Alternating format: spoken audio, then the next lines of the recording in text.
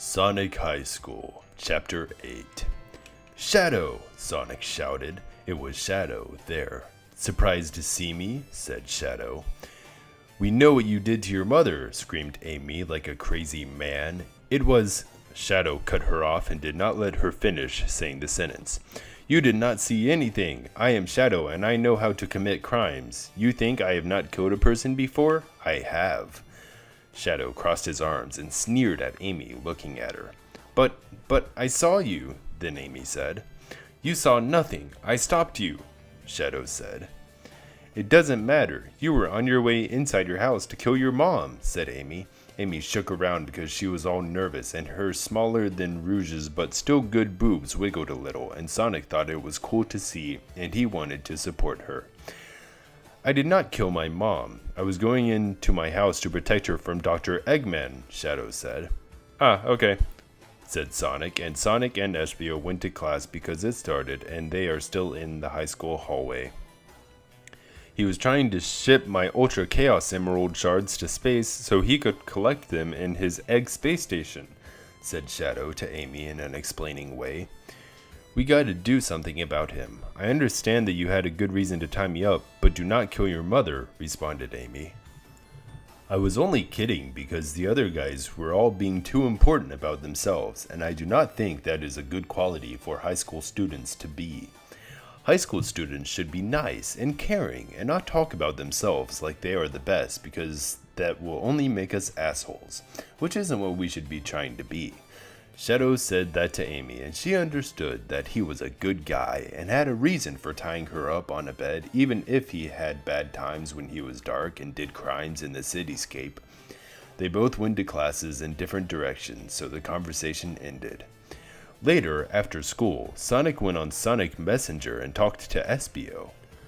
Hey Espio, how are oo? Do you know what gonna do about being for Rouge's baby? He said into the computer. Listen, Sonic, this is hard for me to say, said Espio into the computer which went across the internet to Sonic. I want to get Rouge to get a abortion. Sonic was upset because Rouge's baby would not survive it. In fact, Rouge's baby would die. There has to be another way, Espio, said Sonic in Sonic Messenger. But if you really want to do it, that's okay too, because it is your decision. Good, because I want you to help me.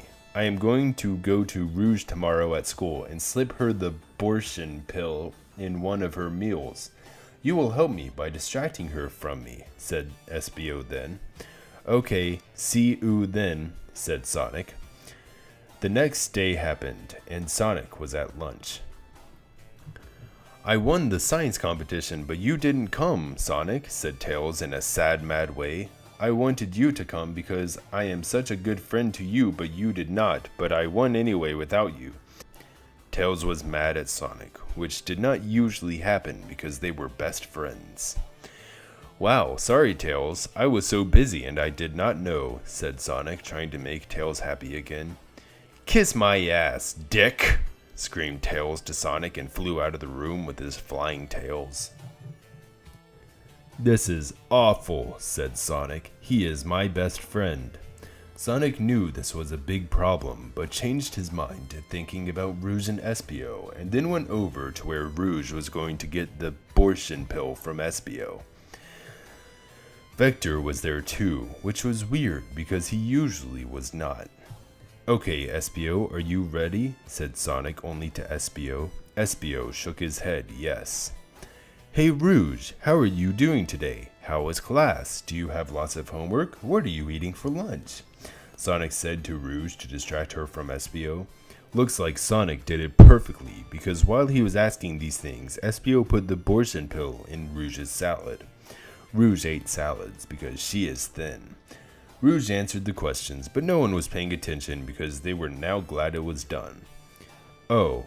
Uh-oh, what is this? Said Rouge, suddenly looking like a shocked woman. What is wrong? Asked Espio. He was worrying that Rouge found the abortion pill in her salad and was looking at it. I think I am having my baby. Here it comes. Rouge said this before she could even eat the abortion pill, so everyone knew the baby was coming for real. "Oh no!" said all of them together, but Rouge. Rouge lied down on the ground, and they put a curtain around her so no one could really see what was going on because it was gonna be gross. They could see a baby start to come out of her butt, and it was crying a lot. Everyone wanted the baby to shut up already because they were just trying to have lunch, but now there was a baby coming out in the lunchroom at high school. Mrs. Lesson, who was also the school nurse, said, "Get out of my way, kids. I have to help this baby get out of Rouge. Babies are too weak to do this by themselves." Mrs. Lesson went behind the curtain and helped pull the baby out of Rouge's butt, and it was still crying. Could you believe it? Rouge was exhausted from her baby, but Mrs. Lesson was not. Mrs. Lesson held the baby in her hands while it was still crying and held it out to everyone. "Look at it," said Mrs. Lesson. Rouge's baby was red and had long hair and big white fists.